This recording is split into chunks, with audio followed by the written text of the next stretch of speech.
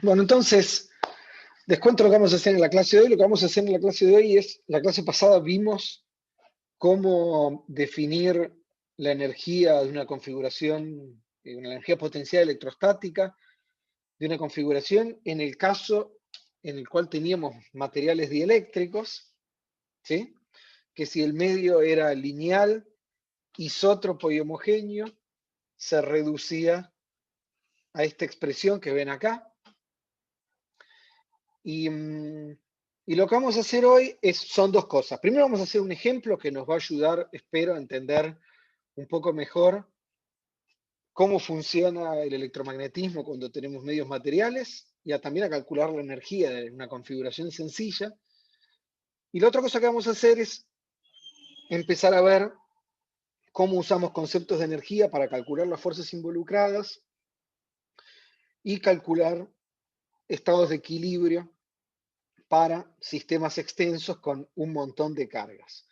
Si entonces esta expresión es la que vamos a tomar como punto de partida y les recuerdo que si no, la otra forma de definir la energía cuando teníamos dieléctricos era esta, ¿sí? Integrando, prendiendo la carga desde cero hasta su valor final y básicamente integrando la variación de la carga por el potencial. Muy bien, entonces vamos a hacer un ejemplo que espero los ayude a fijar varias ideas sobre medios materiales y a repasar algunos conceptos que ustedes conocen de física 3. Entonces, vamos a hacer el siguiente problema. Tenemos el problema de imágenes, como el que habíamos hecho hace unas clases, pero ahora en lugar de tener un medio conductor de este lado, toda esta región, esta mitad del espacio, está llena por un medio dieléctrico con permitividad epsilon. Y ponemos frente a este dieléctrico una carga Q a una distancia D. ¿Sí? Ahora, a la hora de encontrar la solución a este problema, tenemos que considerar que el medio dieléctrico se va a polarizar y eso va a afectar al campo en todo el espacio. Entonces, primero que nada, vamos a partir la solución en dos: un potencial Φ1 adentro del dieléctrico, un potencial Φ2 afuera del dieléctrico. Ahora Φ1 va a ser distinto de cero, no va a ser como en el caso del conductor perfecto, acá vamos a tener un potencial. Entonces empecemos cualitativamente pensando qué hace el dieléctrico. ¿Sí? Y nosotros, lo que vamos a hacer el dieléctrico es polarizarse, o sea, si tenemos una carga Q acá, que pensemos que es positiva, el dieléctrico va a generar cargas positivas y negativas y se va a polarizar. La carga neta acá adentro va a ser cero y en la superficie nos va a aparecer una carga de polarización. Ahora, no son cargas libres que se mueven a la superficie para anular el campo eléctrico, son cargas que aparecen por la polarización del medio. Entonces vamos a tener una densidad superficial de cargas de polarización.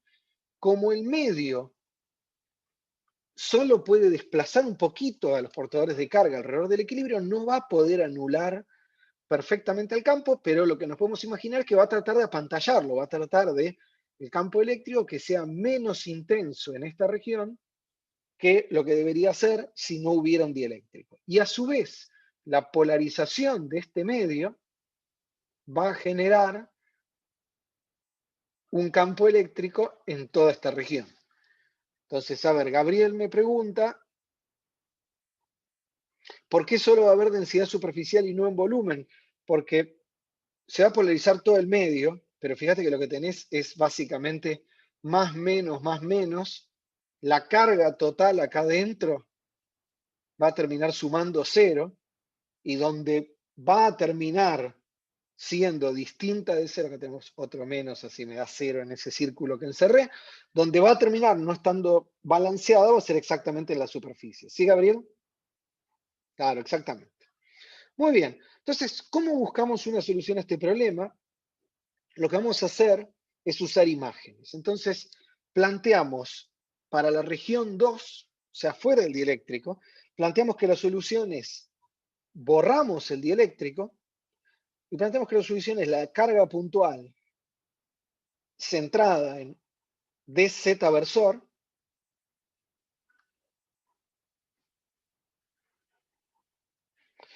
Bautista me pregunta cuándo puede aparecer una carga, me imagino que lo que te referís es cuándo se puede polarizar un medio. Un medio se puede polarizar en volumen en un montón de situaciones, pero como acá tenemos básicamente un medio infinito que llena todo el espacio, todos esos más y menos nos van a terminar dando una carga total cero, y lo que nos va a quedar, ahora lo vas a ver, así que lo que nos va a quedar es solo una densidad superficial de polarización en la superficie. ¿Sí? Muy bien, entonces, empecemos por lo más básico.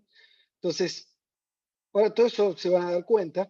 Lo que vamos a hacer es plantear la solución de la carga si no hubiera ningún dieléctrico y agregar, como cuando hacemos imágenes, una corrección para que se cumplan las condiciones de contorno, que ahora vamos a ver cuáles son. Esto es para la región 2. ¿Sí? Muy bien, entonces, ¿cuáles son las condiciones de contorno y cuáles son las ecuaciones que tiene que satisfacer el potencial? A ver, empecemos por algo básico. El laplaciano de Φ1, bueno, sí, el laplaciano de Φ', empecemos por acá, tiene que ser 0 en toda esta región. ¿Por qué? Porque yo no puedo cambiar la física del problema, y la física del problema es que la única carga que tengo en toda esta región es esta carga Q, o sea que el laplaciano de Φ total tiene que ser menos 4πr, donde la única carga que tengo es esta carga Q. Así que lo que agrego acá para satisfacer las condiciones de contorno tiene que tener laplaciano nulo en z mayor que 0, exactamente igual que con imágenes. La otra cosa que tiene que pasar, la condición de contorno, el potencial Φ2 para R tendiendo infinito hacia la derecha se tiene que ir a 0. El potencial tiene que ser continuo en la interfaz. Y la otra condición de contorno es que el desplazamiento eléctrico tiene que tener un salto igual a 4π la densidad de cargas libres. ¿Y cuánto vale la densidad superficial de cargas libres en esta superficie? 0. Todas las cargas que me aparecen son de polarización. Entonces, el salto en D tiene que ser igual a 0, que es lo mismo que decir que la componente normal de D tiene que ser continua. Entonces, de acá se sigue que básicamente Φ1, el potencial de este lado evaluado en z igual a 0 tiene que ser igual al potencial de este lado, o sea, tiene que ser continuo el potencial, y pedir que el vector de desplazamiento eléctrico tenga un salto. Recuerden que D es epsilon por E, asumimos que el medio es lineal, isótropo y homogéneo, entonces D en la región 2, epsilon vale 1, porque estoy en vacío, así que lo único que me queda es menos la derivada del potencial respecto de z, y D1 es epsilon por la derivada del potencial respecto de z. Todo esto evaluado en la interfaz me tiene que dar 0. ¿Todos de acuerdo hasta acá?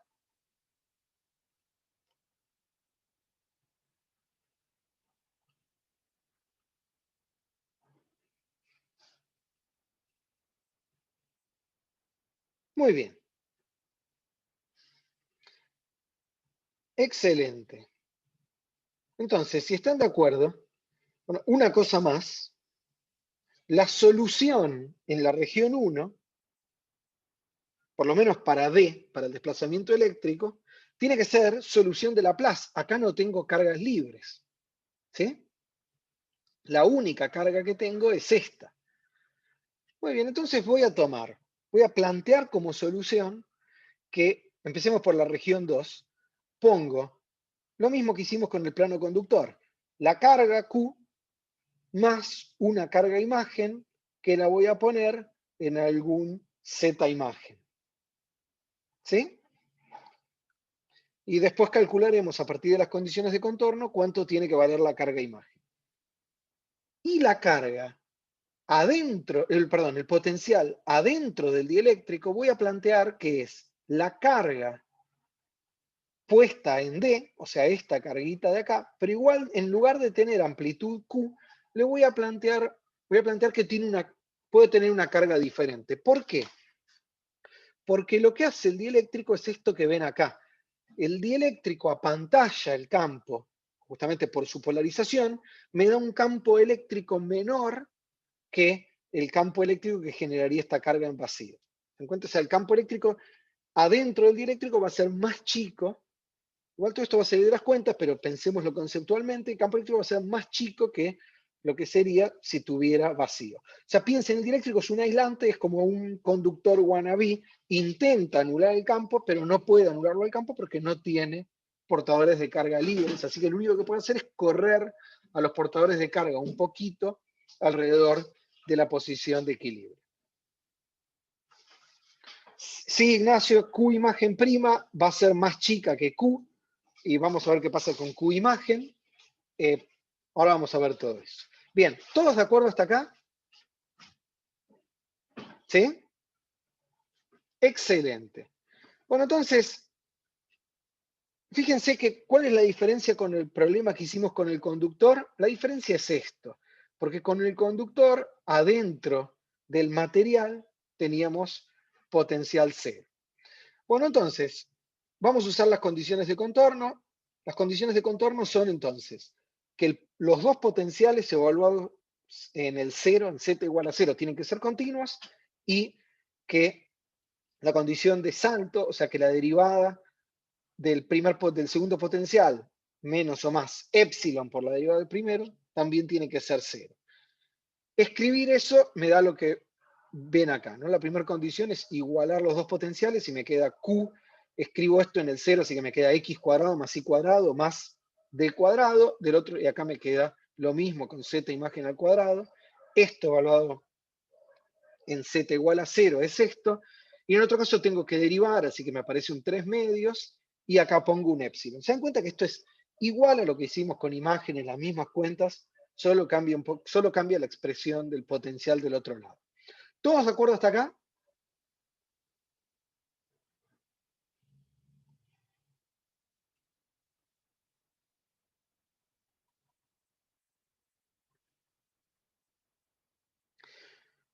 Bien, Luca me hace una pregunta que está muy bien. Luca me pregunta, si ponemos una carga imagen adentro del dieléctrico, ¿no me cambia las fuentes? Entonces, mira, Luca, es lo que pasa. Luca, la carga imagen que estoy poniendo para el potencial 2 va a estar acá adentro, ¿sí? Pero esta carga imagen no aparece en el potencial 1, que me da el valor del potencial en toda esta región. Esta carga solo aparece en el potencial de este lado. Entonces, pongo una carga imagen afuera del recinto, esta carga no existe, solo la estoy poniendo para cumplir las condiciones de contorno, ¿sí? Y no importa que ponga afuera siempre y cuando consiga poner las condiciones de contorno, porque lo que importa es que acá adentro voy a tener una solución única. Entonces, esta carga está afuera de mi recinto para la región 2. Para la región 1, esta carga está en Z igual a D. O sea que la carga, vamos a limpiar un poquito, la carga que puse, esta Q imagen prima, es esta carga que está acá. Lo que pasa es que le estoy poniendo una amplitud menor. Es como que estoy poniendo una Q prima. ¿Por qué? Porque el campo que veo de este lado va a tener menor intensidad por la polarización del dieléctrico. ¿Sí? Perfecto, Luca. Muy bien. Entonces, impongo las condiciones de contorno. Ahora vamos a ver todo esto en un notebook. Entonces, fíjense, empecemos por algo fácil. Tengo que satisfacer estas ecuaciones. Si tomo Z imagen igual a menos D, o sea, si la carga imagen la pongo a menos la distancia a la que está la carga Q, se anulan todas las cosas que están dividiendo. Y entonces básicamente lo que me queda es que Q más Q imagen tiene que ser igual a Q imagen prima, menos Q más Q imagen es menos epsilon por Q imagen prima. Y entonces es trivial, son dos ecuaciones con dos incógnitas, despejar. Q imagen prima vale esto que está acá, Q imagen vale esto, reemplazamos en la expresión de los potenciales y nos queda esto para el potencial en todo el espacio. Entonces ahora sí vamos a mirar lo que nos quedó. Bien, entonces veamos. En Z menor que 0, recuerden esto es adentro del dieléctrico, ¿sí?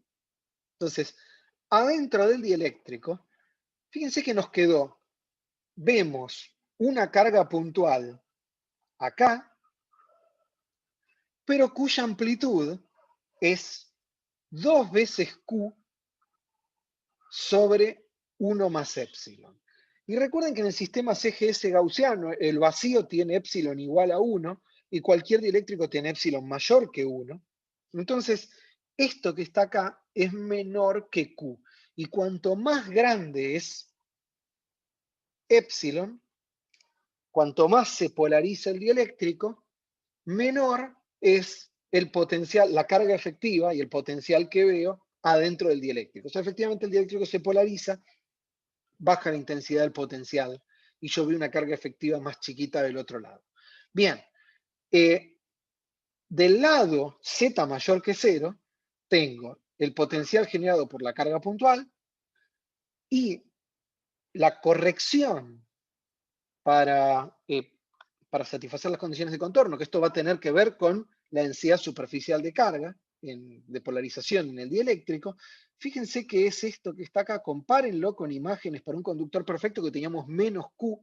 Acá tenemos Q por 1 menos epsilon sobre 1 más epsilon. Recuerden que epsilon es mayor o igual que 1, así que esta carga, la carga inducida por polarización de nuevo es negativa, pero es menos intensa que en el caso del conductor perfecto. ¿Todos de acuerdo?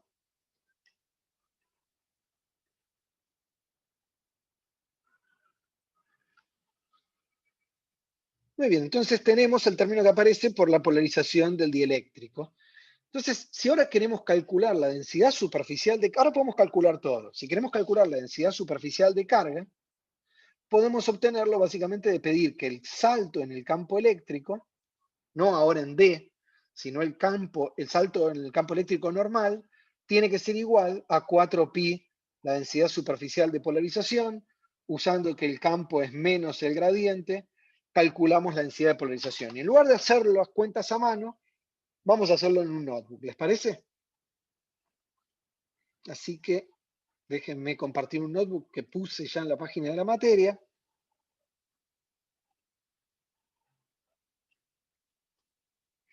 Bien, entonces, este notebook es muy parecido al que usamos cuando hicimos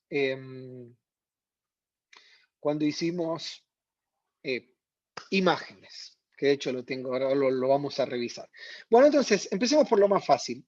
Empiezo con SymPy para calcular algunas cosas en forma simbólica. Entonces, defino phi, el potencial, la carga Q, la distancia D, X, Y y Z, y epsilon, todo como símbolos reales. ¿Sí? Y voy a definir al potencial, fíjense qué lindo, tengo una función que se llama piecewise, que me permite armar funciones a tramos. Entonces, escribo exactamente lo que vimos. O sea, 2Q sobre bla, bla, bla para Z menor que 0 y toda la expresión para Z mayor o igual que 0. ¿Todos de acuerdo? De hecho, fíjense qué lindo, SymPy le pongo para Z menor que 0 una expresión y otra expresión para Z mayor o igual que 0 y ya se da cuenta que es todo el resto, otherwise, ¿sí? O sea, en cualquier otro caso. Muy bien. Ahora que tenemos esta expresión para el potencial, ya está, es derivar. Por ejemplo, calcular la densidad superficial de carga es justamente mirar el salto en el campo eléctrico, donde el campo eléctrico normal es simplemente menos la derivada del potencial respecto de Z, así que hago menos 1 sobre 4pi, la resta de las dos derivadas, y la derivada hago diff de la expresión respecto de Z, y al final le digo que me lo simplifique. Esto que está acá es la densidad superficial de carga, que ahora la vamos a graficar.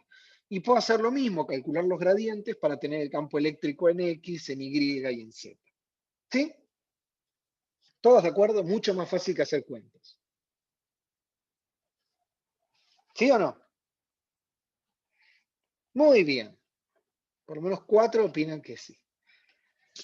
Bueno, entonces, ahora son un poquito más. Entonces, recuerden, estas son expresiones simbólicas. Si yo las quiero graficar, las tengo que convertir en funciones numéricas. Para eso tenemos la función lambdify. Entonces, me genero funciones numéricas usando lambdify. Y ahora sí empecemos a graficar cosas. A ver, Francisco. Bien, Francisco, muy observador, me pregunta si yo evalué en 0. Y en algún caso sí y en otro no. A ver, por ejemplo, cuando dice la densidad superficial de carga, acá sí, ¿no? Al final hice subs z igual a 0, o sea, sustituí z por 0. Y en otros casos no, pero cuando me construyo la función, acá por ejemplo evalúo en y igual a 0. Bien, es por izquierda y derecha, por eso me tomé el trabajo de escribir las expresiones para cada lado, derivarlas y después evaluarlas en el 0. Sí, es exactamente eso, Francisco. ¿Sí? Muy bien, o sea, primero tomás cada expresión, los derivás, o sea, tomo la expresión a la derecha, sí, las puse explícitas justamente para no tener que decirlas sin pi. Entonces, no usé la función partida, puse la expresión completa de cada lado, derivé y después igualé a 0. Lo que uno aprende a hacer en análisis 1 vale también para sin pi. Muy bien, entonces, es así, está muy bien. Entonces, vamos a graficarlo ahora. Entonces, elijo una carga en unidades adimensionales de 1, pongo la partícula a una distancia, la carga a una distancia 5 del plano, en unidades adimensionales, y elijo una permitividad mayor que 1. Entonces empiezo graficando, acá lo que ven es la densidad superficial de carga, densidad de carga de polarización que se induce en la superficie del medio material. Fíjense que es muy parecida a lo que habíamos visto para, lo que ven ahora acá es para el conductor perfecto. La geometría es parecida, pero la intensidad de la carga no. O sea, miren acá, para una carga Q igual a 1, teníamos en el mínimo una amplitud de más o menos menos 0,006, y acá tenemos 0,045. O sea, lo que yo les decía, la carga inducida en la superficie es menor. ¿Sí? Muy bien. Vamos a graficar el potencial. Entonces, acá está la carga. La línea roja es de acá para la izquierda. Lo que están viendo es el medio material. Fíjense que el potencial, ya la superficie del dieléctrico no es un equipotencial.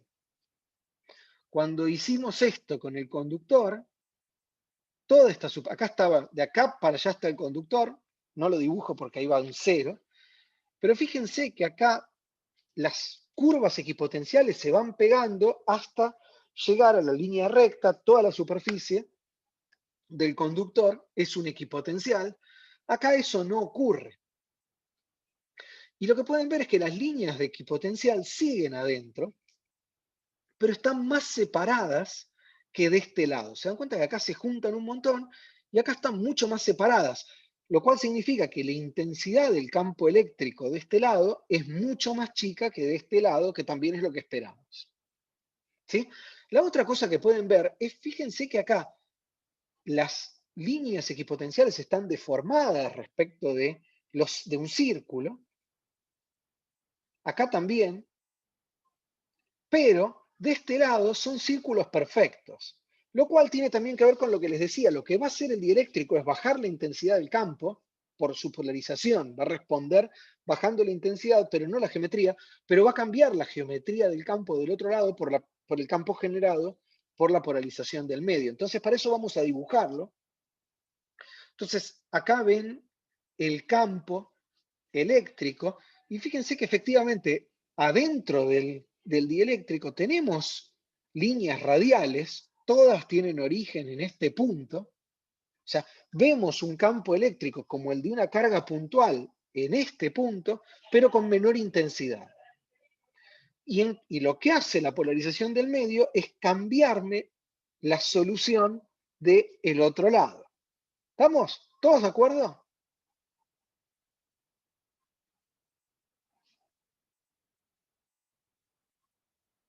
Espero que esto los ayude a entender mejor cómo funciona un medio material, ¿sí?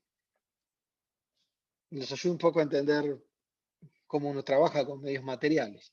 Bien, entonces, veamos ahora, ¿recuerdan cómo era el salto del campo en el caso de imágenes con un conductor perfecto? Que teníamos que la componente X, la componente transversal del campo eléctrico, no tenía un salto y la componente normal sí.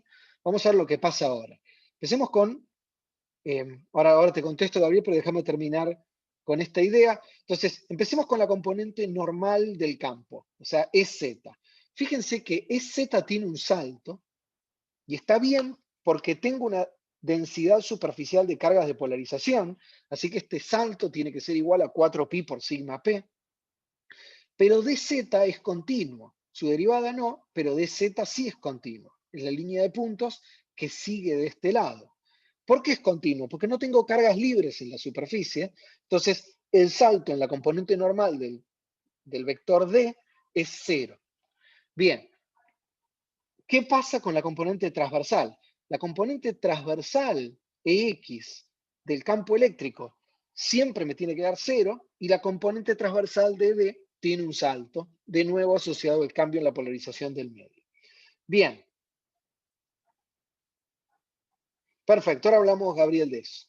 Bueno, vamos a hablar exactamente de eso. Entonces, antes de contestarle a Gabriel, hagamos algo muy simple. Pensemos que la permitividad eléctrica del dieléctrico es 1. Eso básicamente significa que tenemos vacío. Y fíjense lo que pasa si dibujamos el campo eléctrico.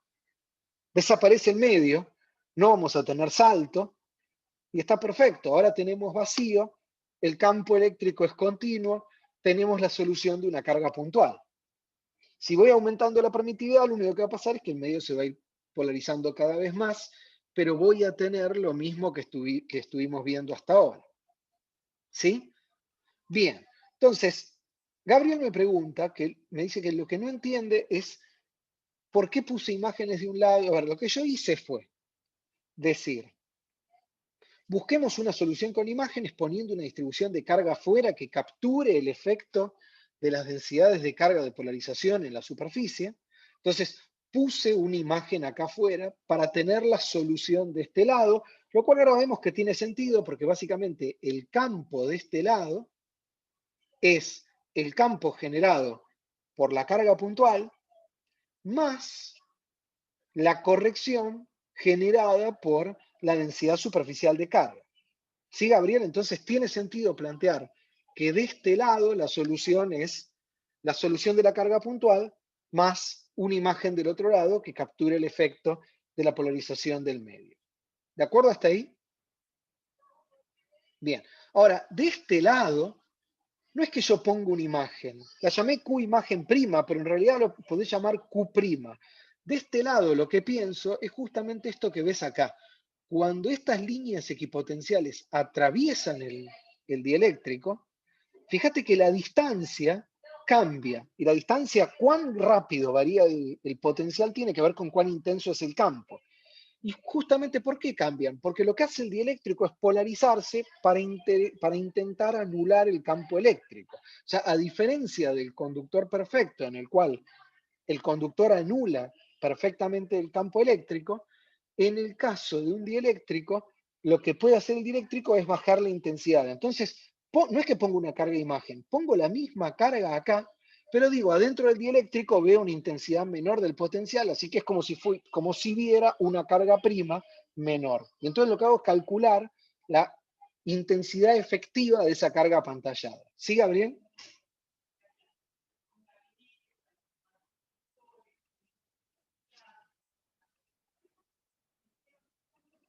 Díganme si están de acuerdo. A ver. Perfecto, parecería que Gabriel está de acuerdo. ¿Todos de acuerdo hasta acá? A ver, Emi tiene una duda, dale. Perdón, profe, ¿puedo prender un segundo ¿Sí? el micrófono? Sí, dale. Mi duda viene con el tema de la carga total del dieléctrico. Mm. Se supone que el dieléctrico no tiene carga, pero tengo una duda conceptual. En el caso este que vemos un dieléctrico infinito, como que nos queda una carga por la polarización, ¿no? O sea, A ver, porque para. si yo pienso en un capacitor finito, o Ujú. sea, la carga, la densidad de polarización, o sea, me acuerdo que quedaba, o sea, como vos pusiste acá, te queda una densidad de polarización sobre una capa, pero te debería quedar la opuesta sobre la otra. Y no me acuerdo si debería quedar cero la carga total, o sea, como te debería quedar una carga total nula en el dieléctrico. Bien, Pero acá, para. A ver, acá hay dos cosas. Eh, un dieléctrico, lo único que puede hacer es polarizarse. ¿Sí? Entonces, eso está bien. ¿Qué pasa en las superficies? Va a depender de la geometría del dieléctrico. Ahora, lo que vos decís está muy bien. Si vos, por ejemplo, ojo que depende de la geometría, si vos tenés un rectángulo dieléctrico y un campo eléctrico uniforme afuera, te van a aparecer densidades superficiales de carga en estos dos extremos. ¿Sí? Es igual que acá, lo que pasa es que, como vos decís muy bien, tenés dos superficies, una de cada lado. Fíjate que yo en ningún momento me importó cuánto vale la carga total. Lo que me importó es cuánto vale sigma de polarización. De hecho, ni siquiera me importó. Eso yo lo obtuve a posteriori. En realidad lo que me importó es que la densidad de cargas libres, las libres, tiene que ser cero, porque el dieléctrico lo único que puede hacer es polarizarse. Entonces, la condición de contorno se escribe sobre el vector de desplazamiento eléctrico, sobre D, y tal como vos decís, yo puse que sigma libre tiene que valer cero. ¿Sí? Ahora, ¿qué hacen las cargas de polarización? Vos lo obtenés a posteriori, es parte de la solución del problema. Y ojo con hacer afirmaciones generales al estilo: la densidad superficial de carga de un lado es siempre exactamente igual a menos la del otro, porque eso, el caso en el cual vos me decís de un capacitor encerrado entre dos placas, vale por la geometría. Pero si pones una esfera, bueno, también tenés simetría de reflexión, pero si pones un cuerpo, si pones una banana, esas cosas van a empezar a cambiar, ¿entendés? Así que ojo con usar eh, soluciones particulares para el caso general. Lo que vos sabés de la física es lo que te digo, que la densidad de cargas libres tiene que ser cero, ¿sí? Y Gabriel ahora me pregunta qué hay que pedir para que la densidad volumétrica de polarización sea nula. Haciendo cuentas, no. Eso sale de resolver el problema. Tu problema está definido por las ecuaciones de Maxwell y las condiciones de contorno. ¿Sí? Las ecuaciones de Maxwell son divergencia de D igual a 4pi ρ libre,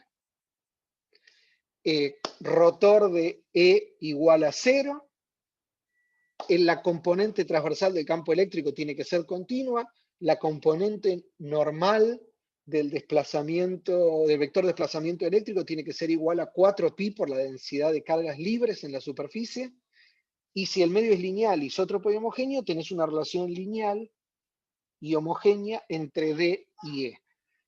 De todas esas ecuaciones, la solución al problema es completa. O sea, vos no podés decir a priori cuánto va a valer la polarización del medio, porque la polarización del medio depende de los campos y los campos dependen de la polarización. ¿Sí, Gabriel? Y Emi. ¿Se dan cuenta? O sea, ojo con hacer afirmaciones generales, porque la solución es completa. D depende, el campo eléctrico depende de D, y ambos dependen de cuánto se polariza el medio. Entonces, cuando ustedes ponen una carga, la solución del problema, todo forma parte de la solución del problema. ¿Sí? Bien, ahí creo que estamos de acuerdo, por lo menos con Emi, y espero que Gabriel esté de acuerdo. Espero que me escriba algo. Bien. ¿Sí? ¿Todos de acuerdo hasta acá? Gabriel dice más o menos y que tiene que volver a ver. Está bien, no vale volver a ver el video. También puedes ver el video de la primera clase, porque esto tiene que ver con cosas que les dije en la primera clase. Y si no, después les contesto cualquier duda que te quede. Bien, bueno, entonces espero que más o menos estén todos de acuerdo hasta acá. Siempre dieléctricos cuesta, pero lo que quiero que entiendan es justamente eso. La única fuente que ustedes tienen, que ustedes controlan, es Q. Este es un problema a carga constante. Ahora vamos a ver cómo tratar otro tipo de problemas. Pero este es un problema a carga constante. Lo que ustedes controlan es Q. Como respuesta a Q, Q va a generar un campo eléctrico. Como respuesta a ese campo eléctrico, el medio se va a polarizar y la polarización del medio va a afectar al campo eléctrico. Con lo cual el campo eléctrico de esta configuración en todo punto depende de la polarización, pero la polarización depende del campo eléctrico. Entonces, por eso introdujimos convenientemente el vector desplazamiento D, porque nos permite imponer condiciones de contorno solo sobre las cargas libres, que es lo que nosotros en este caso controlamos. ¿Sí? Fíjense que yo obtuve la densidad superficial de polarización como un subproducto una vez que tuve la solución. O sea, una vez que tengo esta solución que satisface las condiciones de contorno, yo calculé sigma. Y si quieren pueden calcular también la densidad volumétrica de polarización, verificar que acá adentro ρ sub P, o sea, la densidad volumétrica de polarización les va a dar 0. Muy bien. ¿Todos de acuerdo?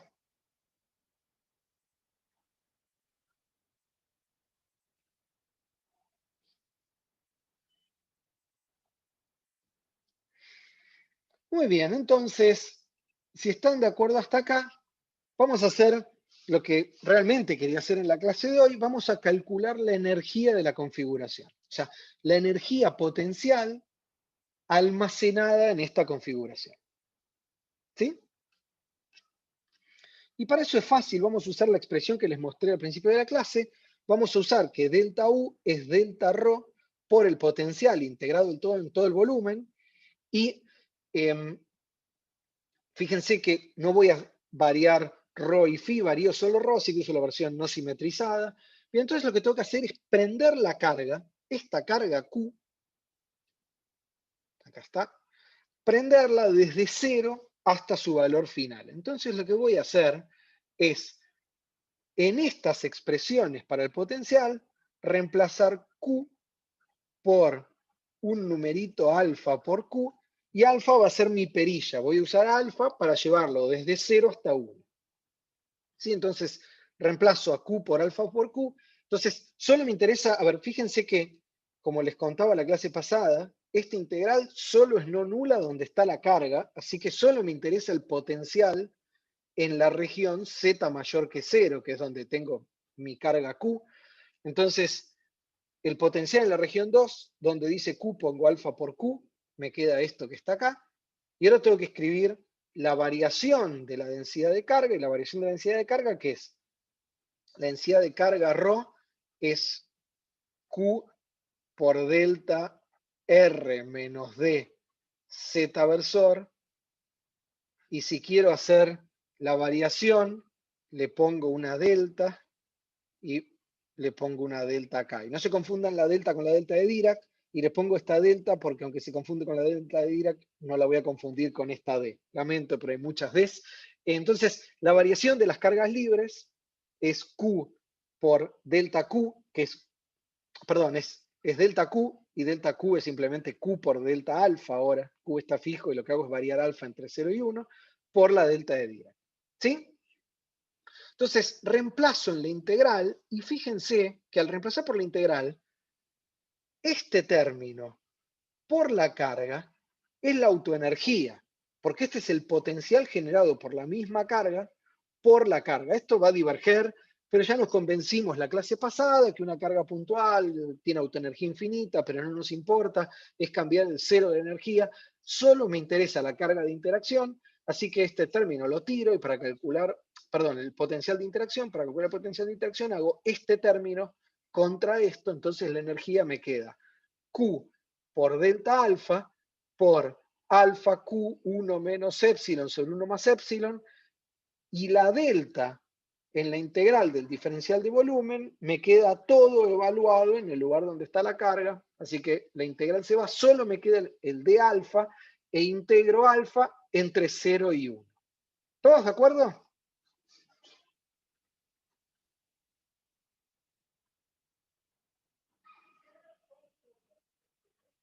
Si se dan cuenta que si evalúo en R igual a D, me queda 2D. Muy bien. Bueno, entonces tengo dos preguntas. La primera de Gabriel es ¿cómo identifiqué la autoenergía? Lo único que hice fue darme cuenta, Gabriel, que el primer término es el potencial generado por la carga puntual, ¿no? Olvídate del alfa, es Q sobre módulo de R menos R'. Entonces, el potencial de la carga puntual por la carga puntual es la autoenergía. El segundo término es el potencial generado por la polarización del medio. ¿Se acuerdan que acá se los dije? Acá lo tenemos. El primer término es el potencial de la carga puntual, el segundo es el que genera la polarización del dieléctrico. Entonces, la energía de interacción entre el dieléctrico y la carga puntual es solo este término, que es el que viene de la polarización del dieléctrico, por esto. ¿De acuerdo, Gabriel? Bien. Andrés me dice si podría repetir. Entonces, vamos, Andrés, a repetir la cuenta. Lo que tengo que hacer es reemplazar esto que está acá y esto en esta integral. Y es muy fácil hacer la integral en volumen, muy fácil hacer la integral en volumen, porque como tengo una delta de Dirac, hacer la integral en volumen es solo evaluar en R igual a dz versor. Entonces, si pongo acá dz versor, me queda 2dz versor, el módulo de eso es 2d, y ya está. La integral es el producto de estas dos cosas, y donde va el módulo pongo 2d. Ahí Andrés me dice que entendió. Bien, entonces ahora prendo la carga de a poquito, o sea, integro el de alfa entre 0 y 1. Y esta integral es muy fácil, porque acá tengo alfa, me queda alfa cuadrado sobre 2, evaluado en 1 me da 1, evaluado en 0 me da 0, entonces me queda q cuadrado, porque tengo q por q, 1 medio, entonces el 2d me queda 1 sobre 4d por 1 menos epsilon sobre 1 más epsilon. Y fíjense, esto que está acá es la energía potencial de interacción. ¿Sí? Esto que está acá es la energía potencial de interacción entre la carga y el medio material. Es negativo porque epsilon es mayor que 1, pero más importante que sea negativo es, ¿qué pasa si ahora acerco la carga al dieléctrico? O sea, reduzco D a D sobre 2.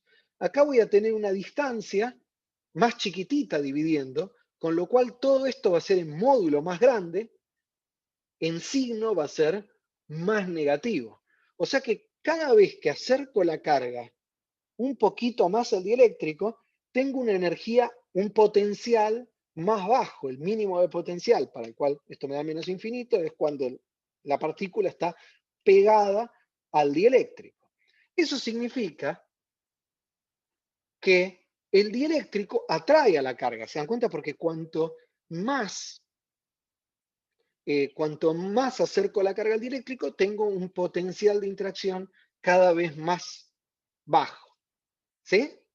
¿Todos de acuerdo con este argumento heurístico de cómo calculé la fuerza de interacción entre el dieléctrico y la carga? Perfecto. Por lo menos Fernando me dice que sí, y espero que muchos más digan lo mismo. 3 votos a favor por el momento. 4. 5. Sigan así y no lo voy a poder creer. 6. Terminamos a las 8 de la noche. A ver, Luca me hace una objeción. Vamos. Todos digan que sí, salvo los que quieran decir que no, como Luca y Gabriel.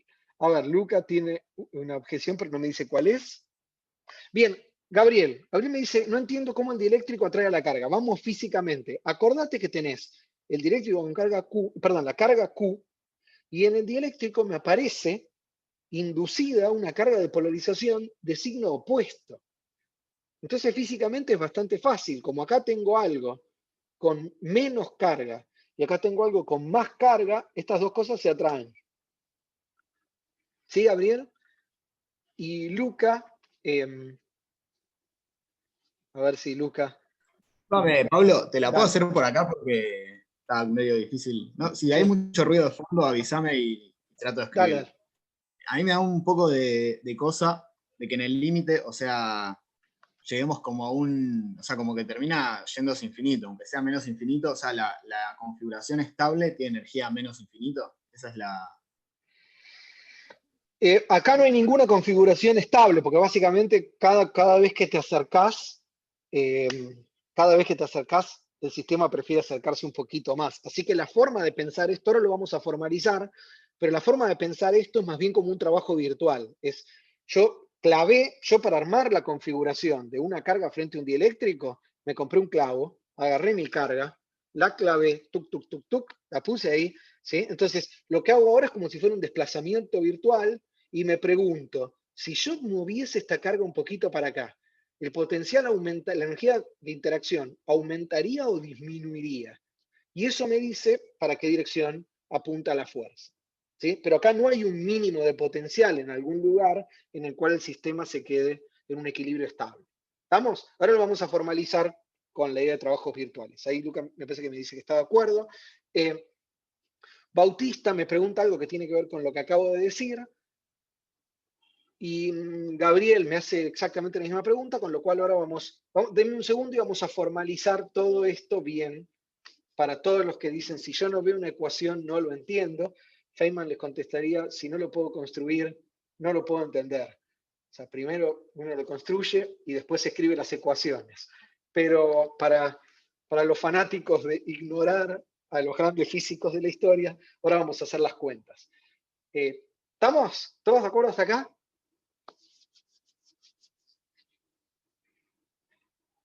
Buenísimo, entonces vamos a formalizar esto. Y ahora todos los que pedían formalizarlo porque lo voy a entender mucho mejor, espero que estén pensando en autoflagelarse, porque vamos a ver el principio de trabajos virtuales. Entonces, vamos a formalizar esto con el principio de trabajos virtuales, y los que lo pidieron se lo tienen que aguantar. Igual, aunque no lo hubieran pedido, lo íbamos a hacer. Así que tampoco se flagelen tanto.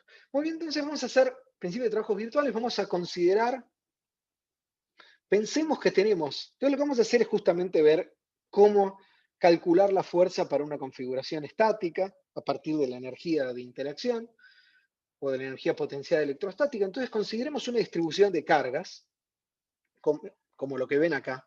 Estas carguitas están cada una en su punto, pero ahora olvídense de las flechitas, y un recinto. ¿Sí? Y lo que voy a hacer es calcular cuánto varía la energía, básicamente lo que acabo de hacer, cuánto varía la energía si hago un desplazamiento virtual de las carguitas. O sea, la carga 1 la desplazo un delta R1, la carga 2 la desplazo un delta R2 y así. ¿Sí? O sea, exactamente igual que lo que hice con la carga puntual, que dije, veamos cuánto vale la energía si me corro un poquito. Hagamos eso. Y el delta vamos a hacer que sea chiquito para poder tomar el límite. Entonces, ¿cuánto vale la variación de energía? Vale la energía para las Q sub i cargas en RI más delta RI, o sea, después del desplazamiento, menos la energía para la configuración con cada carga en su coordenada RI. ¿Sí? Ahora, por el principio de trabajos virtuales, la diferencia entre estas dos energías tiene que ser igual al trabajo virtual, o sea, menos la suma de la fuerza escalar los desplazamientos. ¿Sí? Donde esta suma es sobre todas las partículas. Recuerden que I etiqueta la partícula 1, 2, la partícula iésima, hasta la partícula n. ¿Sí? Y lo que voy a hacer para usar notación de índices es voy a usar un poquito de la notación de índices, voy a introducir dos índices. Entonces, uso notación de índices, hay dos índices repetidos, lo escribo como FI delta RI. Y el producto escalar es básicamente hacer Fx por delta X más Fi por delta Y más Fz por delta Z para cada partícula. Me introduzco un supraíndice para el índice del vector. Entonces, alfa vale 1, 2, 3. Entonces puedo escribir toda esta suma como menos Fi alfa delta Ri alfa sobre alfa, suma sobre las tres componentes del vector para cada partícula y suma sobre todas las partículas. ¿Todos de acuerdo hasta acá? O sea, la variación de energía es igual a menos el trabajo, y lo único que hice fue hacer un pequeño desplazamiento para medir el trabajo. Díganme si están de acuerdo hasta acá.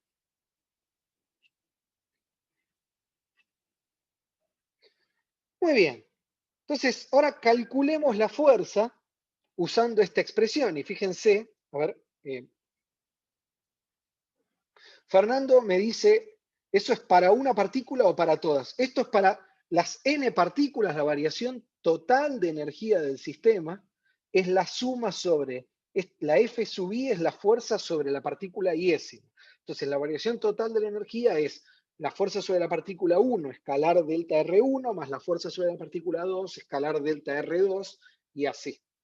¿Sí? Pero esta variación de energía es de todo el sistema, y cada término es la fuerza de cada partícula por su desplazamiento. Bien, entonces, la fuerza, la componente alfa, componente X, Y o Z, de la fuerza sobre la partícula iésima, ¿qué puedo hacer? Puedo pasar dividiendo delta RI, y entonces el menos el límite, tengo un menos acá, entonces menos el límite de U' menos U dividido delta RI para delta RI tendiendo a 0, me da la fuerza, o si quieren pensarlo de otra forma, equivalente, ya sea pensando, esto es una derivada, y si no, mirando directamente acá, cuando derivo esta expresión respecto de RI alfa, obtengo la fuerza I alfa, o sea, la componente alfaésima de la fuerza sobre la partícula iésima. ¿Estamos? No se dejen confundir por los muchos índices. Lo que importa es la fuerza sobre la partícula iésima es menos la derivada de U respecto de R, de la posición de la partícula iésima. Sí, Gabriel.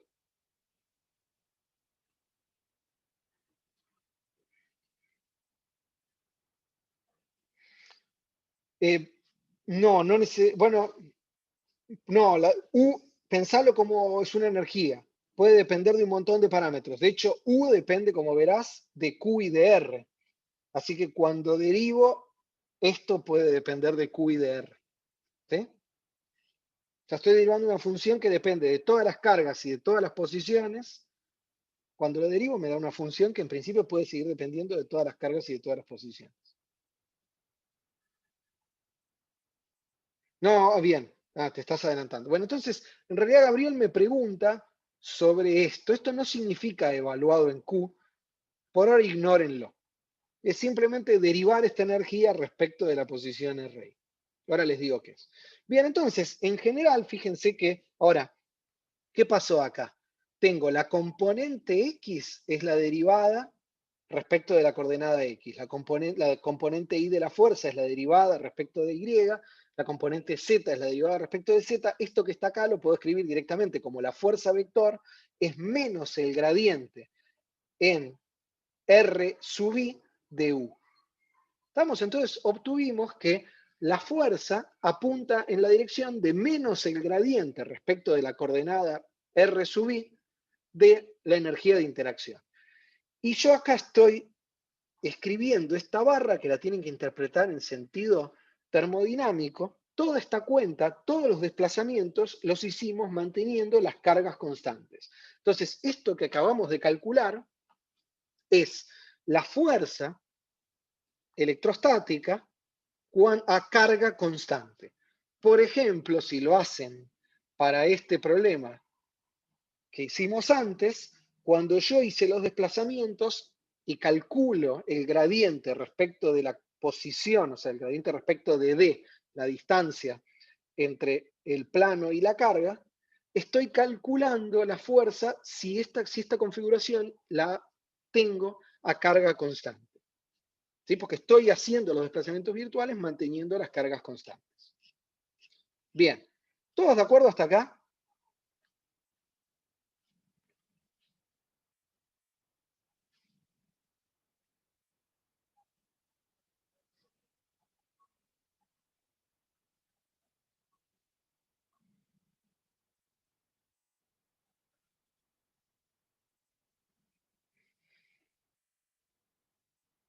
Bien, Francisco me hace una pregunta muy inteligente, que es si la carga constante también se aplica la condición a las cargas de polarización. No, esto es para las cargas libres. Igual para cuando tengamos medios dieléctricos vamos a tener que generalizar esto con más cuidado y lo vamos a hacer a continuación de una forma más inteligente, Francisco. Así que por ahora pensá, solo tenemos conductores y vacío. Así no nos complicamos por ahora con dieléctricos. Bien, ¿están todos de acuerdo hasta acá?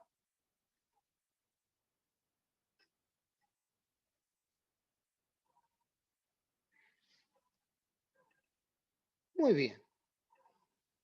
Entonces,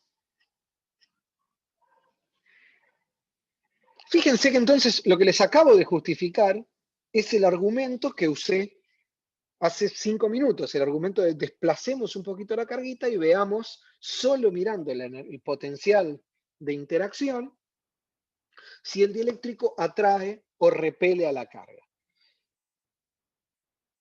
Y obtuvimos que efectivamente ver en qué dirección varía la energía y cómo varía, me da una medida de la fuerza en esa configuración estática.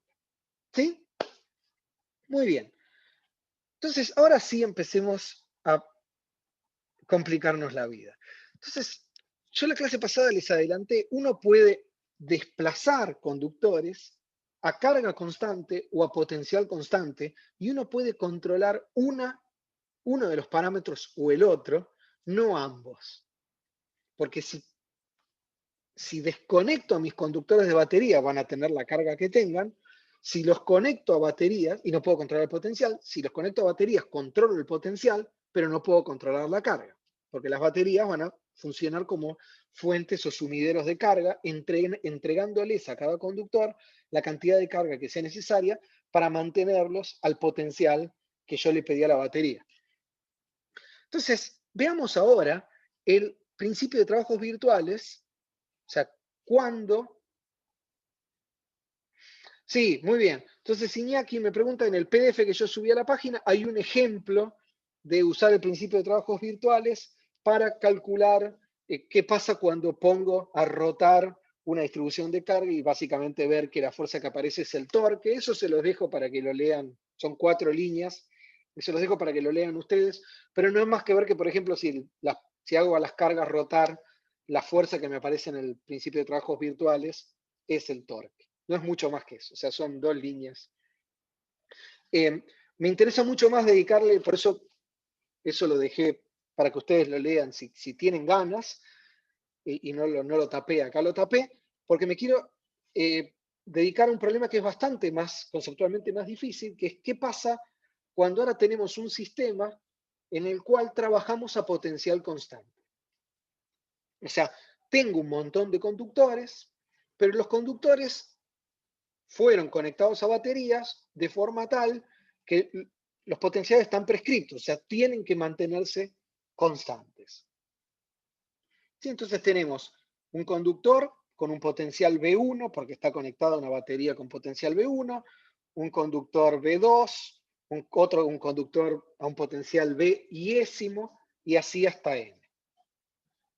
Entonces, lo que vamos a usar para calcular el trabajo virtual al hacer un desplazamiento es, este sistema es conservativo, o si quieren la energía función de estado, con lo cual yo puedo elegir cualquier camino para calcular el trabajo. Entonces el camino que voy a elegir es, vamos a desconectar las fuentes de las baterías, o sea, voy con una tijera y corto todos estos cables.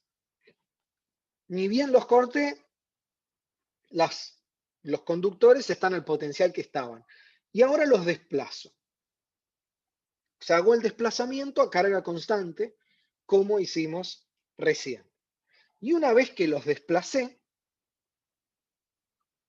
por ejemplo, pensemos que solo desplazamos este, una vez que terminé de desplazarlos, vuelvo a conectarlos. O sea, voy a la ferretería, compro un cable y vuelvo, para reemplazar el cable que corté con la tijera, y vuelvo a conectarlos. Entonces, ¿qué va a hacer? La batería ahora va a hacer un trabajo para volverme el conductor al potencial al que estaba originalmente. Se dan cuenta que como la energía es una ecuación de estado, la diferencia de energía va a ser la misma por cualquier camino que hagamos, ya sea que los desplacemos conectados a las baterías, o los desconectemos, los desplacemos a carga constante y los conectemos a una batería para que lo vuelvan a llevar al potencial original. ¿Todos de acuerdo con esto?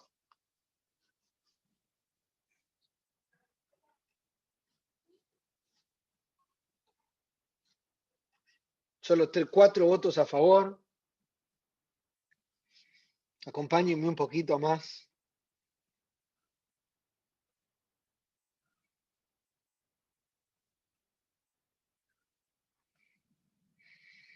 Está bien, Bautista dice que probablemente en el lago no les dejan cortar cables, pero para eso se inventaron las fichas bananas, entonces arman una ficha banana que siempre se desconectan, siempre tienen problemas, pero desconectás la ficha banana, corres el conductor y lo volvés a conectar. Fernando me pregunta, ¿por qué hay que desconectar para desplazar? No, no es necesario desconectar, yo podría desplazar los conectados, pero el punto es, yo lo que quiero calcular es la variación total de energía, Fernando, y como por cualquier camino voy a obtener el mismo resultado, elijo un camino para el cual por lo menos ya sé la mitad de la cuenta, porque desplazar a carga constante ya lo hice. ¿Te das cuenta? Entonces, elijo un camino que me resulta conveniente. No es mucho más que eso. No es que hay un secreto conceptual en el truco de desconectar una ficha banana. Muy bien. Entonces, empecemos en el primer paso. Entonces, esto que ven acá es la variación delta 1, significa la variación de energía en el primer paso.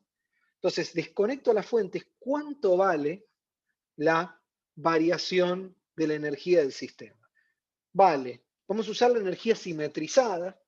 Entonces, tengo un medio de la suma de la variación en las cargas por el potencial más la carga por la variación en el primer paso del potencial del conductor IS. ¿Sí? Entonces lo repito, o sea, ¿se acuerdan que la energía es Q por el potencial y simetrizado era un medio de delta Q por phi más un medio de Q por delta phi? Entonces lo escribo exactamente así, un medio de delta de las cargas por el potencial más las cargas por el delta del potencial Iésimo. Entonces recuerden, el subíndice I es para cada conductor y delta 1 significa la variación en el primer paso. ¿Todos de acuerdo hasta acá? Por ahora no me pregunten por qué taché este término. Bien, este término es cero. ¿Por qué es cero? Es cero porque ¿cuánto varía la carga si desplazo los conductores desconectados de las baterías?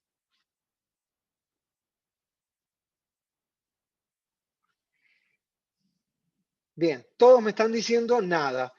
Claro, cada conductor está aislado, la carga en el primer paso no varía.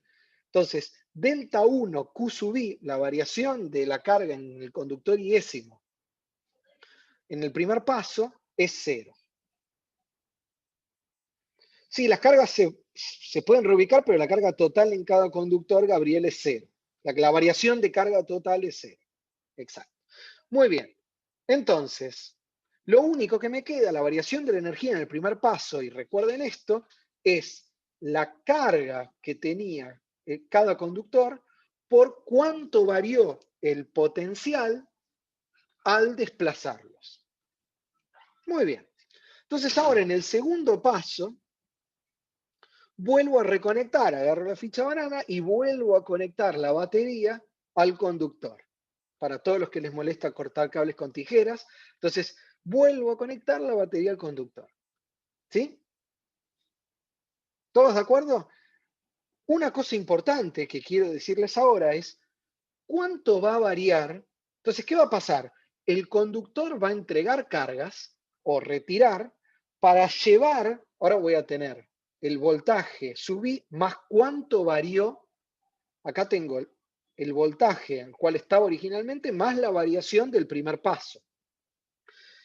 La batería lo que va a hacer es entregar o retirar cargas para llevar el potencial al potencial original.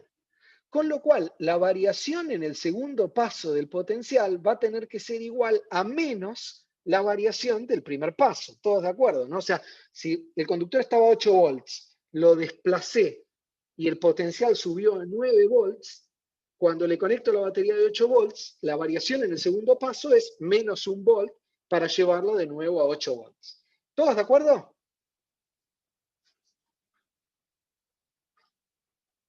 Muy bien, entonces vamos a calcular la variación de la energía en el segundo paso. Y acá es un caso en el cual me conviene usar la expresión no simetrizada. ¿Por qué?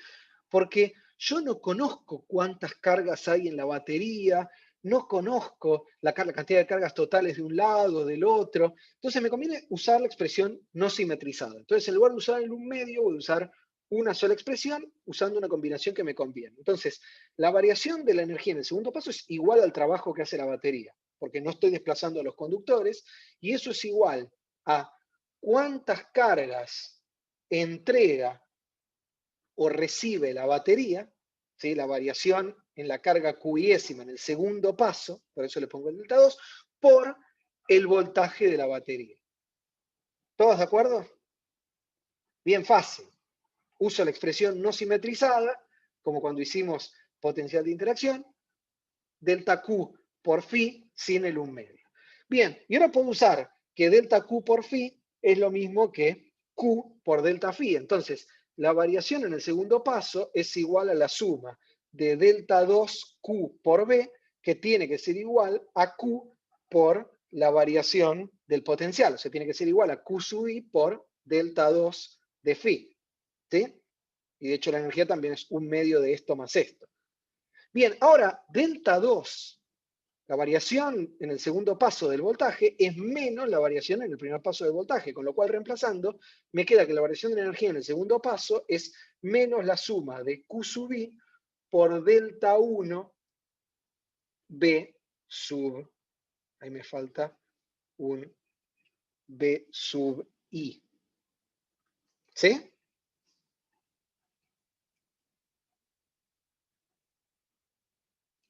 Bien, Luca me dice que no entendió la igualdad en el medio. Acordate, Luca, que porque el potencial es porque la energía es simétrica, vos podés escribir a U como la suma o la integral de ρ, escribámoslo como, sí, delta U es la integral de ρ de delta ρ por phi, diferencial de volumen, que es lo mismo que la integral de ρ por delta phi, que es lo mismo que 1/2 de la integral simetrizada como la escribimos acá, delta ρ phi más ρ delta phi.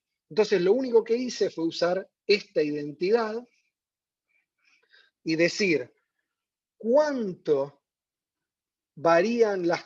Perfecto, me dice que está de acuerdo. Entonces lo único que hice fue decir delta Q por el potencial tiene que ser igual a Q por la variación del potencial en el conductor, y la variación del potencial en el conductor es menos la variación en el primer paso.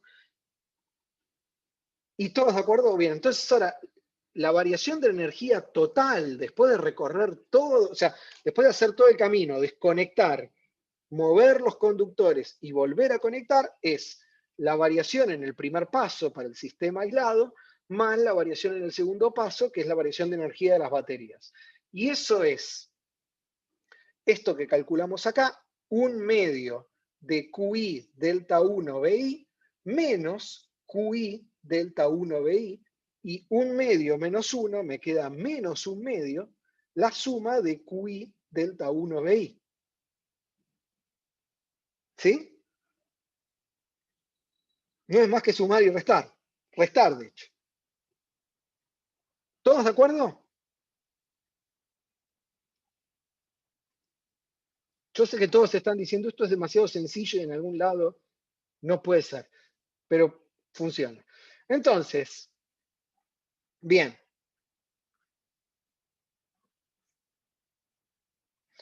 Francisco me pregunta, ¿por qué en la primera no puedo usar la simetrizada o la no simetrizada? Francisco, vos siempre podés usar lo que quieras, pero lo que tenés que recordar es que algunas cosas son muy difíciles de calcular. Por ejemplo, te recuerdo esta situación. Acá podríamos haber usado la simetrizada, pero yo no conozco la distribución de carga afuera, ¿te acordás? Entonces, acá pasa lo mismo. Si yo quiero usar, no es una cuestión de si quiero o si puedo, es una cuestión de si realmente lo puedo calcular. Usar, por ejemplo, en el segundo paso, la simetrizada implica conocer exactamente cuántas cargas hay en la batería, algo que yo no sé. Entonces, en el segundo paso no tiene sentido que use la simetrizada. Y en el primero sí lo puedo usar porque conozco todo, ¿sí? El sistema está aislado. Entonces, uso en cada paso, no es que estoy eligiendo lo que me conviene, sino que estoy usando la expresión que puedo usar por los datos que tengo. ¿Sí? Lo que pasa, sí, pero no. A ver, ese es el punto. En el primer paso, me imagino que me estás preguntando, esto es 0 porque la carga no varía. Tenés que usar la simétrica.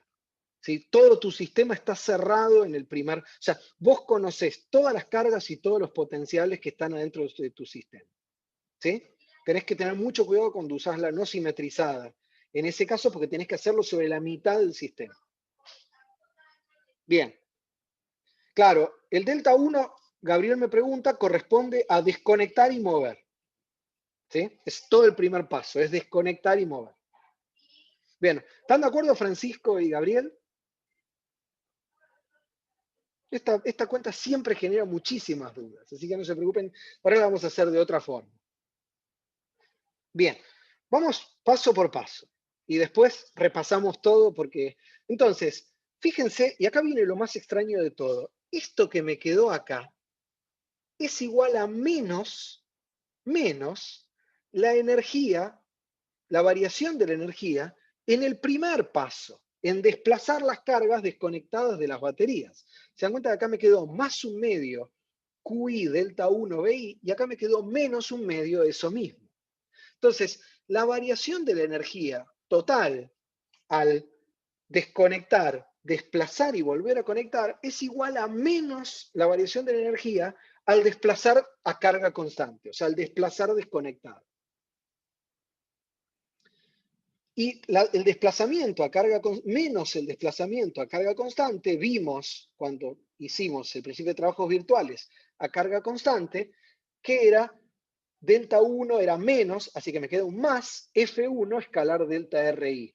Y entonces ahora es inmediato, pasando el delta dividiendo, que la fuerza sobre la partícula iésima a voltaje constante es más en lugar de menos el gradiente de la velocidad en la coordenada RI.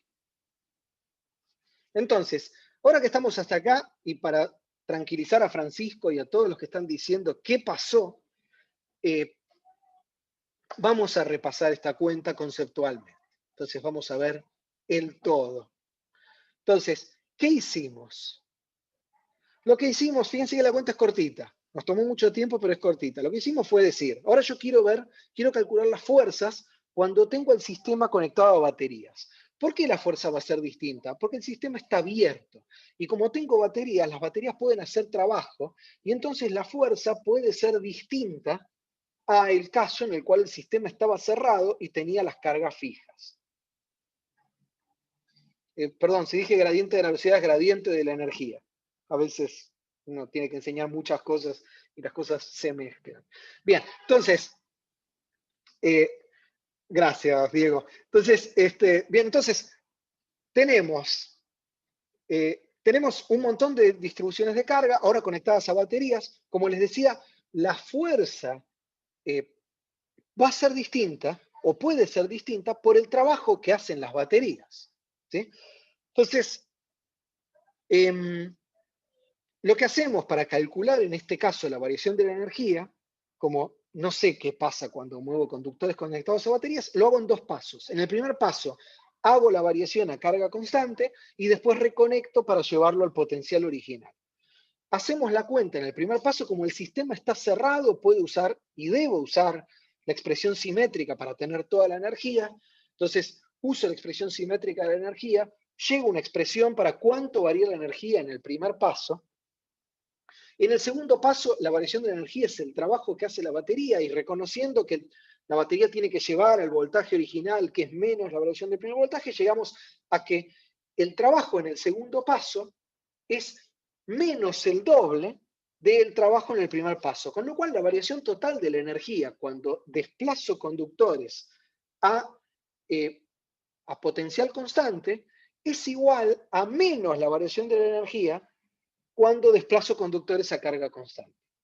Y eso implica que la fuerza tiene la misma intensidad, pero apunta en la misma intensidad y dirección, pero apunta en el sentido opuesto. O sea, la fuerza, cuando hago variaciones a potencial constante, es más el gradiente de la energía de interacción. ¿Sí?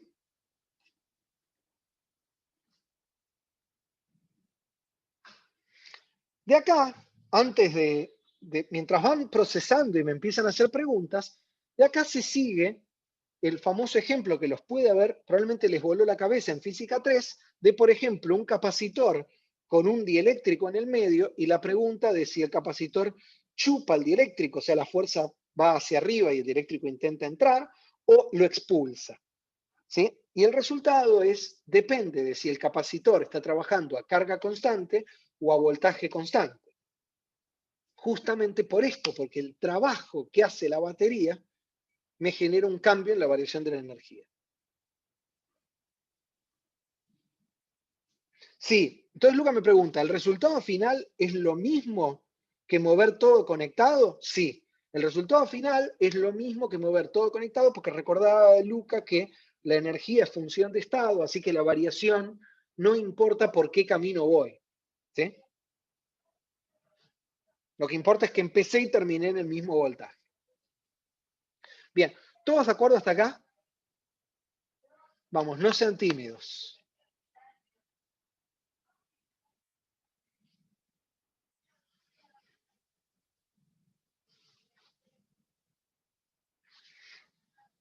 Bien, entonces,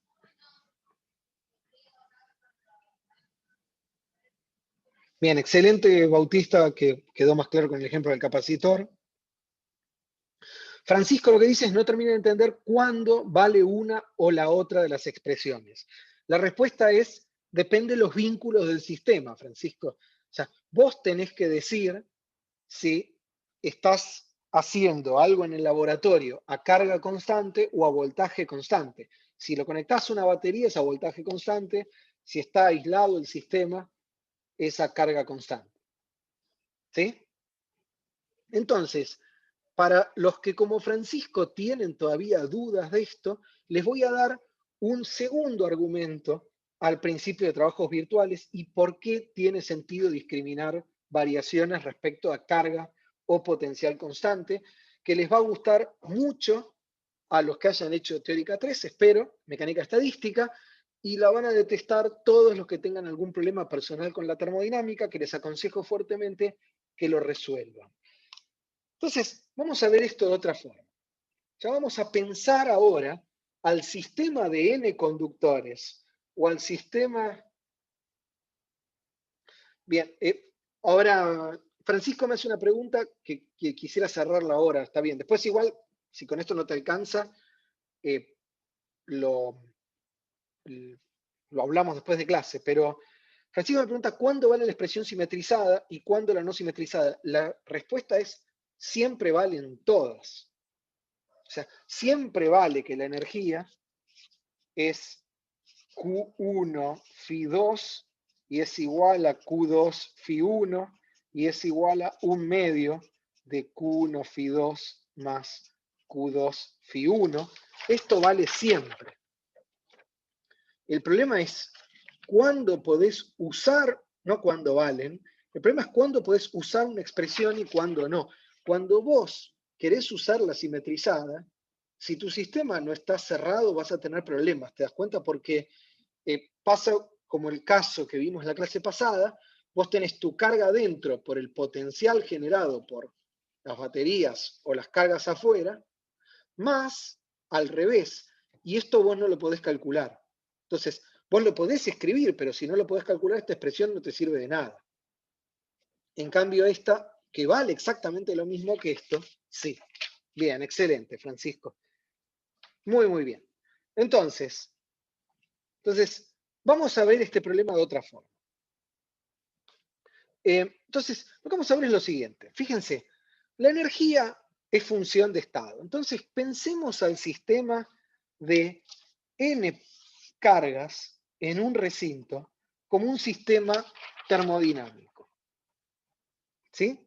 Entonces tenemos n cargas en un recinto, el sistema de los conductores está desconectado de cualquier batería, este sistema está cerrado, las cargas están fijas.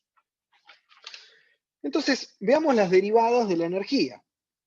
La energía es una función de la posición y de las cargas, así que lo que sabemos de la clase pasada es que la derivada de la energía respecto de las cargas me da el potencial al cual está cada uno de los conductores, y la derivada de la energía respecto de la posición a carga constante me da menos la fuerza. Ese es el principio de trabajo virtual fácil que todos me compraron. ¿Sí? Lo cual significa que puedo escribir, usando termodinámica, el diferencial de la energía como el voltaje por el diferencial de las cargas menos las fuerzas escalar el diferencial de las posiciones. ¿Sí? Si derivo esto a carga constante, obtengo que du a dr es menos F, y si derivo esto a posición constante, du a dq me da el voltaje. ¿Todos de acuerdo? O sea que para un sistema cerrado, puedo escribir el diferencial de energía interna como el voltaje por el diferencial de las cargas menos F escalar de R. Los índices y décimos implican una suma sobre todas las partículas. Gabriel pregunta, ¿cuándo vimos eso? Cuando hicimos capacitores la clase pasada. Cuando,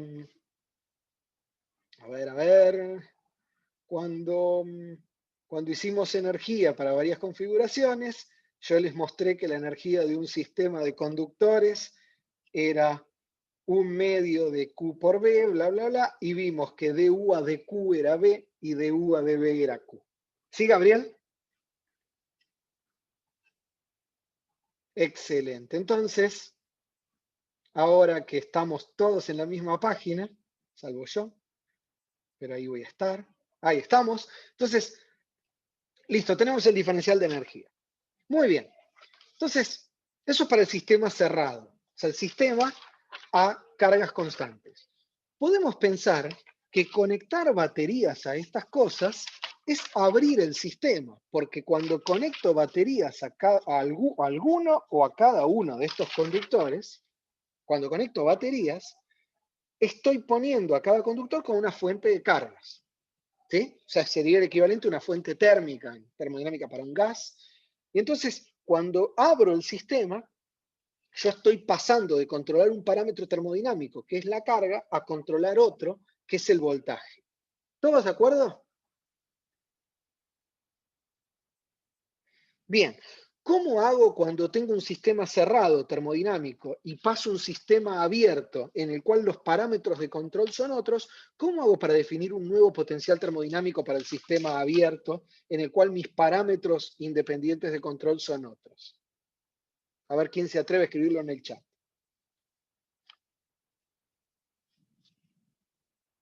Está escrita ahí en la pantalla, pero vamos, que alguien me diga, yo sé que hay que hacer esto.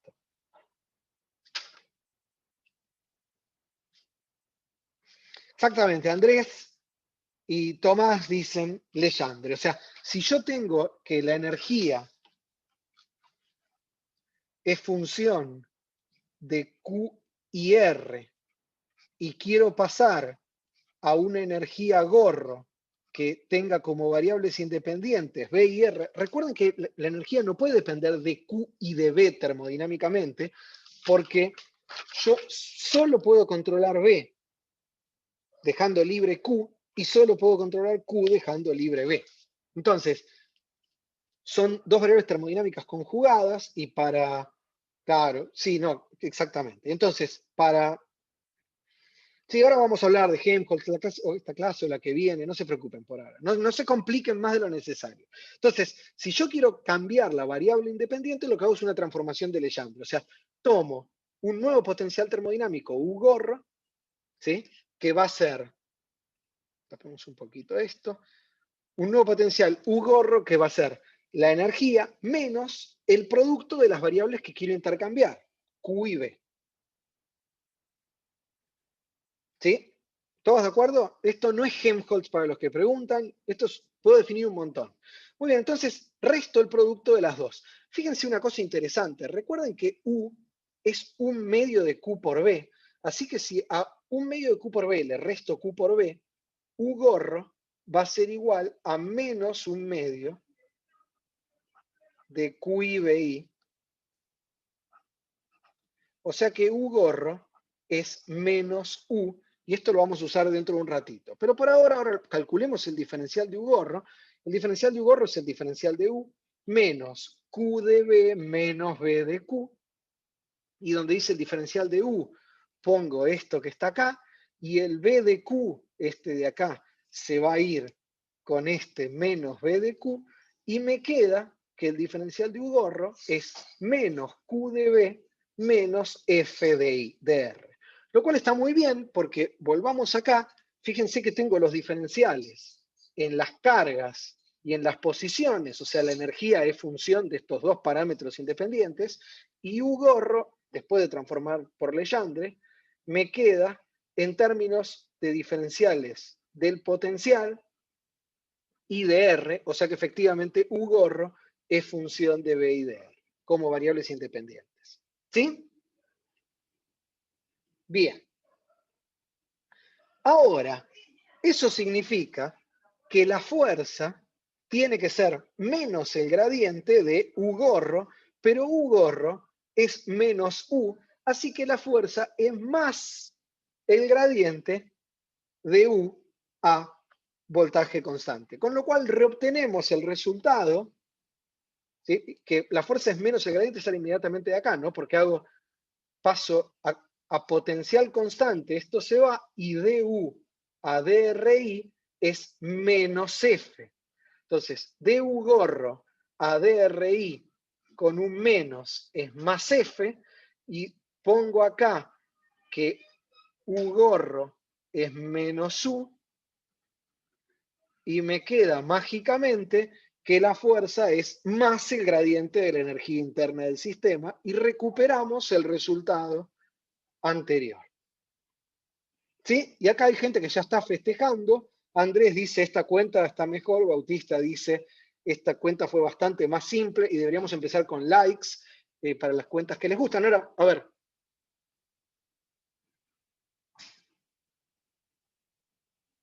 Bien, exacto. Están todos festejando este resultado. Yo lo que espero convencerlos con este resultado es lo poderoso que es la termodinámica.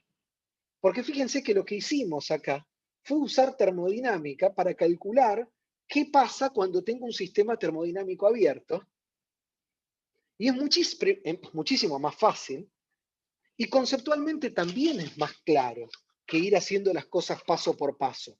Porque lo que pasó es que pasamos de un sistema cerrado en el cual nuestro parámetro de control era la carga, a un sistema abierto en el cual nosotros tenemos una perilla que controlamos con una fuente externa, que son las baterías.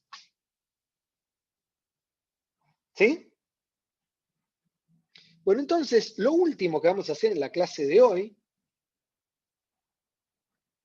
es adelantar un poquito para la clase que viene y tratar de contestar una pregunta que me hizo Francisco, que es, ¿qué pasa si ahora tengo un dieléctrico? ¿Qué estoy fijando en cada caso? Y ahora que tenemos la termodinámica de nuestro lado, va a ser mucho más fácil contestar eso.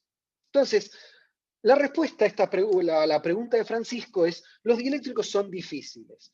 ¿Por qué son difíciles los dieléctricos? Porque cuando yo ahora varíe las cargas o prenda baterías, los dieléctricos se pueden calentar, van a tener agitación térmica, su entropía va a variar, y no solo va a depender el resultado del experimento de si yo estoy trabajando a carga o potencial constante, también va a depender de si estoy con el dieléctrico en contacto con una fuente térmica, de forma tal que estoy manteniendo su temperatura constante, por ejemplo, lo tengo en un horno o en una heladera, o en contacto con la atmósfera, o si lo pongo, si lo aíslo térmicamente, y entonces la energía interna térmica del sistema no puede cambiar. ¿Se dan cuenta? O sea, bueno, podría cambiar por otras razones, pero no por intercambio de calor. Entonces, es muy, muy diferente el resultado de un experimento si trabajo a entropía constante o temperatura constante. O sea, si el sistema no puede intercambiar calor o si el sistema puede intercambiar calor y mantener su temperatura uniforme. ¿Se dan cuenta que, por ejemplo, si el dieléctrico se puede calentar, va a cambiar su permitividad, van a pasar cosas? ¿Sí? Lo hermoso de la termodinámica, acoplada con los medios materiales y el electromagnetismo, es que nos permiten entender procesos así de complicados. Entonces, hagamos eso. Entonces, rápidamente. ¿Sí? Entonces, empecemos por la energía interna. La energía interna es el calor menos el trabajo, que es igual al calor más el trabajo externo. Y entonces escribamos la variación de energía interna para un sistema termodinámico con cargas y dieléctricos como el que les dibujé por ahora a carga constante. Entonces es muy fácil, la variación de energía que es delta Q, que es T delta S. Las deltas, no piensen si estoy haciendo diferenciales exactos o no, solo las estoy usando para no confundirnos con el diferencial de volumen. Entonces, delta U es T delta S, y donde pongo el trabajo, ahora no pongo P por B porque no tengo un gas, ahora pongo la variación de la energía potencial del sistema, o sea, 1 sobre 4pi, E escalar delta D, diferencial de volumen. Y se darán cuenta de qué depende esta energía. Esta energía tiene como parámetros termodinámicos independientes la entropía y el desplazamiento eléctrico D. ¿Todos de acuerdo? Porque son los que me aparecen en los diferenciales termodinámicos. ¿Sí? ¿Están todos de acuerdo hasta acá?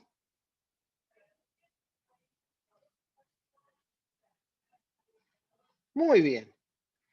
Entonces, esta expresión es muy útil si ustedes tienen que hacer un experimento en el cual ustedes fijan D, y recuerden que fijar D, ¿qué es? Es fijar qué cosa, el potencial o las cargas libres. A ver, ¿quién vota en el chat? Claro, fijar D es fijar las cargas libres, porque lo que controla a D es ρ libre. Entonces, si yo estoy haciendo un experimento en el cual tengo cargas libres constantes y el sistema termodinámicamente aislado, entonces la entropía está prescripta ahí, y las cargas libres también, esta expresión es útil. Pero supongámonos que tenemos las cargas libres fijas, pero tengo el sistema en contacto con una fuente térmica, o sea, tengo mi capacitor que está siempre a la misma temperatura. ¿Sí? Entonces mi capacitor puede disipar calor y mantenerse siempre a la misma temperatura. Entonces, Luca me pregunta, ¿el trabajo que consideramos es el trabajo realizado para polarizar el dieléctrico? El trabajo que consideramos es todo, porque acordate, Luca, que esta expresión era la expresión para la energía total en el sistema, o sea, es el trabajo total necesario para armar la configuración. Por ejemplo, el dieléctrico polarizado con la carga puntual a una distancia d. ¿Sí? Esto que está acá es la energía total en la configuración que incluye el costo energético en polarizar el dieléctrico. O sea, esto es re poderoso. Es muy, muy poderoso. En la clase que viene vamos a ver ejemplos de esto. Bueno, entonces, ahora sí, para los que pedían Helmholtz a gritos, se ve que les encantó en termodinámica. Entonces, si ahora trabajo a temperatura constante, a mí me gustaría tener una energía o otro potencial, una energía libre, un potencial termodinámico, que tenga como variables de control la temperatura, que es mi perilla, lo que yo fijo, y D, si estoy trabajando a cargas constantes. ¿Cómo hago para intercambiar las variables independientes S y T? Transformación de Legendre, resto el producto de T por S. Y entonces hago la transformación de Legendre y me queda que la variación de la energía libre, o sea, el diferencial de F, es menos S de T, así que efectivamente me aparece T como variable independiente, más este término que no cambió. Perfecto, ahora tenemos una energía para un capacitor que está a temperatura constante, con un dieléctrico adentro. Supongamos que ahora lo que yo controlo es el voltaje entre las dos placas del capacitor.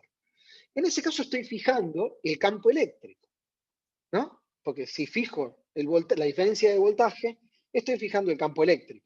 El campo eléctrico es menos el gradiente de phi. Entonces, si quiero tener variables termodinámicas, por ejemplo, U gorro, que dependan de la energía y de la carga, o del campo, y del voltaje, o del campo eléctrico, y una F gorro que dependa de T y de E, para el caso en el cual, como lo que hicimos antes, estoy trabajando ahora a voltaje constante, lo que hago es, de nuevo, me defino potenciales termodinámicos U gorro y F gorro, que van a ser acá va F, ¿sí? Entonces, U y F menos la transformación de Legendre. Y la transformación de Legendre, ¿qué tengo que hacer? La integral del producto, quiero intercambiar D con E, hago el producto de E con D. ¿Se dan cuenta? Entonces, los potenciales termodinámicos con gorros son a potencial constante, los potenciales termodinámicos sin gorro van a ser útiles a carga constante. ¿Todos de acuerdo?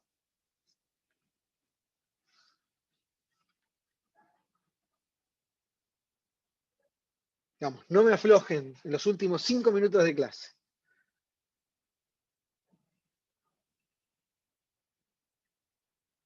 Muy bien, entonces, calculo el diferencial, por ejemplo, de F gorro, y me queda el diferencial de F menos 1 sobre 4pi, y ahora entro E escalar delta D más D escalar delta E.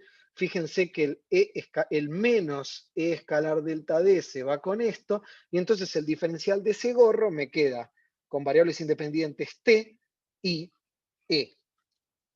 Éxito. Y lo mismo va a pasar con U gorro. Entonces ahora tenemos formas de construir potenciales termodinámicos de acuerdo a si tengo el sistema abierto o cerrado, a temperatura constante, a entropía constante y demás. Y esto vale y es muy útil para dieléctricos donde el medio material puede variar su temperatura o no. Una cosa interesante que se les comento solo al pasar es, podemos calcular ahora la entropía del sistema, porque la entropía es simplemente menos la variación de la energía de Helmholtz respecto de la temperatura a D constante, y uno puede hacer la cuenta y uno puede calcular la contribución del campo eléctrico a la entropía del medio material. Bien. O sea, que básicamente es la contribución de la polarización. ¿Sí? Pero bueno, lo último que les digo por la clase de hoy es, y para esto derivé todos estos potenciales termodinámicos y los vamos a usar la clase que viene, es recuerden que los potenciales termodinámicos alcanzan extremos en el equilibrio cuando los vínculos asociados a ese potencial se mantienen constantes. ¿Sí? Entonces, por ejemplo, para la energía libre de Helmholtz, F, si estamos trabajando a temperatura constante y carga constante, el mínimo de la energía libre de Helmholtz es el máximo trabajo, perdón, el mínimo de energía libre de Helmholtz corresponde al equilibrio del sistema. Y eso se sigue de lo siguiente. O sea, si uno tiene una transformación isotérmica, es fácil demostrar que menos la variación de la energía libre de Helmholtz a lo largo de la transformación es el máximo trabajo que uno puede extraer del sistema, y eso se sigue de recordar, que la variación de entropía es mayor o igual a delta Q sobre T, donde la igualdad vale para el proceso reversible. Entonces, reemplazando en el primer principio de la termodinámica, el trabajo es igual a menos delta U más el calor, pero el calor puedo usar que, pongámosle una delta, Entonces, puedo usar que delta Q es menor o igual a delta S sobre T, entonces, perdón, a T por delta S, entonces si acá pongo T por delta S, me queda que el trabajo es menor o igual a todo esto, y fíjense que todo esto es menos delta F. Entonces, efectivamente, el trabajo, el máximo trabajo que puedo extraer de un sistema en una transformación isotérmica está acotado por menos la variación de la energía libre de Helmholtz. Y se sigue ahí que si tengo un sistema aislado, o sea, si el trabajo es cero, si tengo un sistema aislado que no hace trabajo mecánico a temperatura constante, la energía libre de Helmholtz evoluciona al mínimo. O sea, se dan cuenta, menos delta F tiene que ser mayor o igual que cero, o al revés. Entonces, F evoluciona hasta alcanzar un mínimo. Y esto va a ser muy, muy importante porque entonces recuerden solo esto, los potenciales termodinámicos alcanzan extremos, máximos o mínimos, de acuerdo a la situación. La entropía es máxima en un sistema aislado, en el equilibrio. La energía libre de Helmholtz y de Gibbs es mínima en un sistema aislado, en un sistema a temperatura constante o a cada uno de sus casos en el equilibrio. Y entonces lo que nos va a permitir este tipo de expresiones es calcular equilibrios de configuraciones electrostáticas con dieléctricos. ¿Sí? Gabriel pregunta por qué llega un mínimo, y eso es repasar termo. Gabriel nunca firmé un contrato en el cual les iba a explicar todas las materias. Ahora, si querés, lo hablamos un poquito después de clase, pero tampoco convirtamos a las clases en videos de 8 horas para repasar cosas de otras materias. ¿Todos de acuerdo hasta acá?